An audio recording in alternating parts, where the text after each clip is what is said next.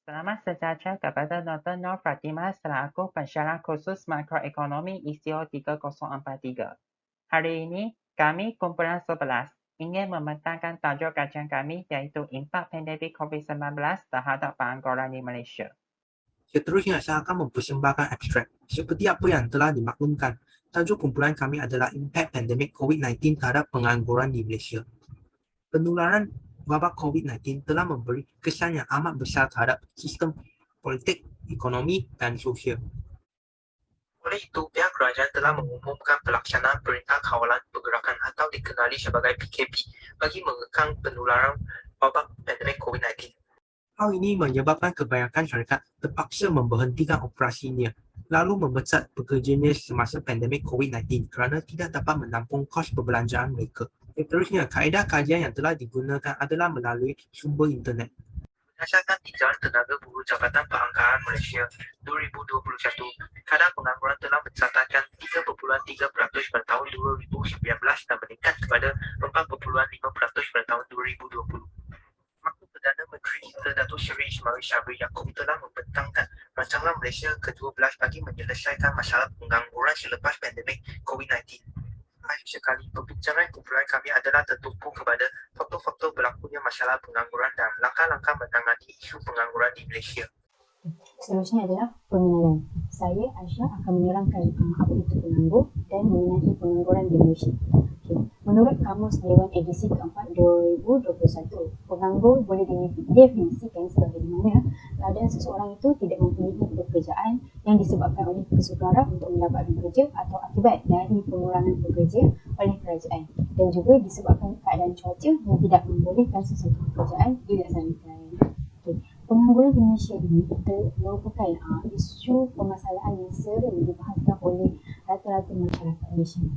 Kesan daripada penularan wabak COVID-19 di Malaysia baru-baru ini pada tahun 2019 hingga tahun 2020 telah menyebabkan peningkatan mendadak kadar pengangguran di Malaysia daripada 3.3% pada tahun 2019 kepada 4.5% pada tahun 2020 berdasarkan tinjauan Tenaga Buruh Jabatan Perangkaan Malaysia 2021. Kajian lepas yang pertama ialah kesan pengangguran dari sektor pendidikan. Yang pertama adalah kekurangan peluang pekerjaan kepada para graduan.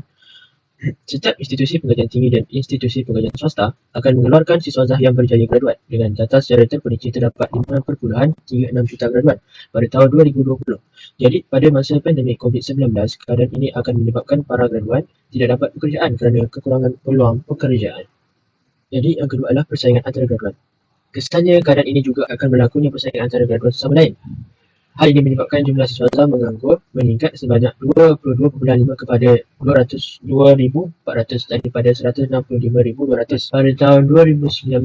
Melalui artikel ini juga, kami mengetahui bahawa graduan yang mengalami masalah pengangguran banyak terdiri daripada kaum bumi putera dengan data lebih 70%. Kesimpulannya, krisis pandemik ini menyebabkan peluang pekerjaan kurang ditawarkan kepada para graduan dan kesannya amat membimbangkan kepada ekonomi dan pendapatan negara. Kajian lepas yang kedua pula adalah kesan terhadap majikan. Yang pertama adalah tidak dapat menampung kos perbelanjaan perniagaan mereka. Sepanjang masa pandemik COVID-19, sektor pekerjaan telah mengalami impak. Hal ini dikatakan demikian kerana semua sektor pekerjaan perlu menutup operasi mereka untuk bersama-sama dengan pihak kerajaan mengekang penularan wabak penyakit COVID-19 supaya mengelakkan bilangan pesakit tidak ditambah dengan kadar dan cepat. Oleh itu, dengan penutupan operasi perniagaan, banyak majikan tidak dapat menampung kos perbelanjaan perniagaan mereka dan mereka terpaksa menolak bilangan pekerja dalam perniagaan mereka. Kesannya bilangan penganggur meningkat. Yang kedua adalah sedikit bahan-bahan dan alat-alatan yang dapat mengelakkan penularan wabak penyakit. Selain daripada penutupan operasi perniagaan, sekali lagi disebabkan masalah perbelanjaan, sektor pekerjaan yang dapat dikecualikan yang dapat membuka operasi mereka, pihak majikan perlu sediakan bahan-bahan alatan-alatan yang dapat mengelakkan penularan wabak penyakit seperti pembersih tangan, pelitup muka dan termometer. Yang ketiga adalah memastikan penjarakan sosial antara pekerja dan status pekerja adalah jauh dan bersatu sihat setiap hari dan operasi perlu ikut prosedur operasi standard. Tambahan pula, pihak majikan perlu memastikan penjarakan sosial antara pekerja dan status pekerja adalah jauh dan bersatu sihat setiap hari dan operasi perlu ikut prosedur operasi standard yang ditetapkan oleh Majlis Keselamatan Negara dan Kementerian Kesihatan Malaysia. Keadaan pertambahan kos perbelanjaan dan tekanan terhadap penjagaan pekerja menyebabkan banyak majikan juga memilih tidak beroperasi seperti biasa. Sejak 1990-an sehingga 2019, Malaysia kekal mencatatkan kadar pengangguran kurang daripada 4%. Ini bermakna Malaysia menggunakan tenaga penuh. Apabila memasuki tahun 2020, kadar pengangguran tahunan di Malaysia meningkat akibat punca utama iaitu pandemik COVID-19 di mana 3.3% pada tahun 2019 dan meningkat menjadi 4.5% pada tahun 2020. Perintah Kawalan Pergerakan KP pada bulan Mac 2020 telah menyumbang peningkatan kadar pengangguran sebanyak 17.1% bersamaan dengan 104,365 orang. Jadikan jumlah pengangguran seramai 610,500 orang untuk bulan Mac 2020 sahaja. Sektor-sektor yang paling terjejas adalah sektor pelancongan dan pembuatan. Masing-masing mencatatkan peratusan kehilangan pekerja sebanyak 39% dan 23% hanya dalam masa 2 minggu selepas KP dilaksanakan. Okey, untuk sektor pelancongan, mereka terjejas adalah kerana masyarakat bila PKP dilaksanakan, sekatan perjalanan diadakan. Jadi masyarakat tidak dapat untuk melancong dalam negara maupun luar negara kerana luar negara juga pada masa itu membuat sistem seperti mana PKP dilaksanakan di Malaysia. Okey, untuk pembuatan pula, sektor pembuatan ini disebabkan hanya beberapa sahaja sektor ekonomi yang dibuka. Jadi jadi banyak kebanyakan sektor pembuatan tidak dapat menjual barang yang mereka buat kepada sektor-sektor berkenaan. Jadi sektor pembuatan mengalami kerugian dan terpaksa menutup kilang, kedai dan sebagainya. Okey, next kesan pengangguran terhadap pekerja pula. Sektor-sektor yang terjejas terpaksa melakukan pengurangan pekerja yang menyebabkan masalah pendapatan dan emosi berlaku terhadap pekerja. Pekerja yang juga merupakan ketua keluarga terutamanya akan berasa tertekan kerana tidak mampu memenuhi keperluan asas dalam keluarga. Apabila berasa tidak mampu lagi untuk menampung tekanan, mereka ingin melakukan perkara-perkara yang negatif seperti bunuh diri dan sebagainya. Dan terakhirnya adalah hubungan kekeluargaan menjadi renggang.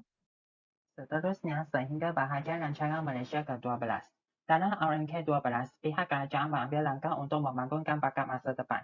Dengan ini, pihak kerajaan mengambil inisiatif untuk menggalakkan papasan pekerja yang lebih ramai tetapi mengikut kesesamaan. Hasil daripada tindakan ini dapat meningkatkan penyertaan tenaga buruh dan dapat memperkukuh sistem yang menyokong pasaran buruh. Selain daripada pengambilan papasan pekerja, pihak kerajaan mengambil inisiatif untuk menambah baik ekosistem pendidikan dan latihan teknikal dan vokasional dalam singkatan Tibet. Teknikal pada masa sekarang mengalihkan ke teknologi yang canggih. Disebabkan pandemik COVID-19, banyak perniagaan perlu berubah dengan operasi dan jualan secara atas talian. Jadi dalam Tibet ini, para pelajar berpeluang untuk mempelajari teknologi moden pada masa kini. Di samping itu, pihak kerajaan juga mendirikan industri biojisim untuk menjalankan ekspor produk berasaskan biojisim yang lebih tinggi dan menyumbang kepada pengurangan pelepasan gas rumah kaca berdasarkan konsep ekonomi kitaran. Projek ini telah menyumbang sebanyak 1,122 peluang pekerjaan kepada orang ramai yang hilang pekerjaan disebabkan pandemik COVID-19. Terdapat juga industri sukan dicadangkan untuk didirikan supaya membekalkan peluang pekerjaan. Dengan beberapa cadangan dan inisiatif yang dirancang, pastinya dapat menyelesaikan masalah pengangguran yang berlaku dalam sepanjang masa pandemik COVID-19. Seterusnya kita pergi kepada bahagian perbincangan iaitu tentang faktor-faktor berlakunya isu pengangguran. Pada era globalisasi kini, kita dikejutkan dengan kewujudan virus COVID-19 yang menjadi faktor utama menyumbang kepada isu pengangguran. Semua sedia maklum bahawa ramai dalam kalangan masyarakat hilang sumber pendapatan dan pekerjaan disebabkan majikan perlu menterhadkan sejumlah kecil pekerja dalam industri demi mewujudkan penjarakan sosial yang boleh mengurangkan penyebaran virus tersebut. Pada ketika ini juga, terdapat faktor lain yang menyumbang kepada isu pengangguran yang sudah wujud sebelum pandemik COVID-19 ini muncul. Antara faktor yang berlakunya isu pengangguran adalah pertama, percambahan pusat pengajian tinggi sama ada swasta dan kerajaan yang menawarkan program pada peringkat sijil, diploma dan ijazah yang sama. Hal ini dikatakan demikian kerana syarat untuk melanjutkan pelajaran pada masa kini adalah jauh lebih mudah jika dibandingkan dengan syarat melanjutkan pelajaran pada 15 tahun yang lalu. Kesannya, keadaan ini membolehkan pelajar lepasan sijil pelajaran Malaysia iaitu SPM mudah untuk melanjutkan pelajaran ke peringkat sijil tinggi persekolahan Malaysia iaitu STPM dan tahap pendidikan yang sama taraf seperti A-level dan asasi atau diploma dan seterusnya ijazah sarjana muda, sarjana dan akhirnya doktor falsafah jika dapat melepasi syarat-syarat yang ditentukan oleh kementerian. Jadi, perkara yang hanya membezakan setiap pelajar adalah sama ada mereka daripada universiti awam atau universiti swasta. Masalah yang berlaku dalam keadaan ini ialah para graduan yang tamat pengajian mereka adalah dalam masa yang lebih kurang sama sama antara pusat pengajian tinggi sesama yang lain. Malah, keadaan ini akan menyebabkan berlakunya lambakan graduan yang akan masuk ke dalam pasaran kerja, tetapi pada masa yang sama, peluang pekerjaan yang sedia ada dalam pasaran adalah terhad dan akhirnya berlakunya masalah pengangguran. Para graduan yang sama taraf akan mengalami persaingan antara satu sama lain untuk merebut dan berjaya mendapat peluang pekerjaan yang sedia ada saja. Pelbagai perbandingan akan dilaksanakan oleh para majikan supaya mengambil calon yang bersesuaian untuk bekerja di syarikat sendiri. Selain itu, faktor yang kedua ialah prestasi atau kelayakan graduan yang terlalu tinggi berbanding jawatan yang ditawarkan dalam pasaran kerja. Sebagai contoh, bagi memenuhi jawatan juruteknik, hanya memerlukan kelulusan di peringkat CJ Pelajaran Malaysia iaitu SPM sahaja, tetapi kebanyakan calon yang hadir dalam temuduga adalah di kalangan pemegang diploma dan ijazah. Seandainya mereka diterima untuk bekerja, akan menimbulkan isu mengenai kadar pembayaran gaji yang diberikan dianggap tidak sesuai jika dibandingkan dengan kelulusan graduan tersebut. Kesannya, mereka ini tidak diterima oleh dalam pekerjaan tersebut kerana kurang bersesuaian terhadap peluang pekerjaan yang sedia ada dan masalah pengangguran akan berlaku.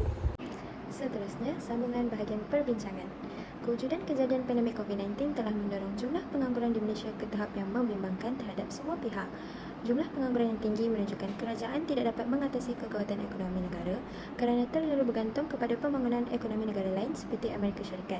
Terdapat banyak langkah yang boleh diambil oleh pelbagai pihak untuk menyelesaikan masalah ini.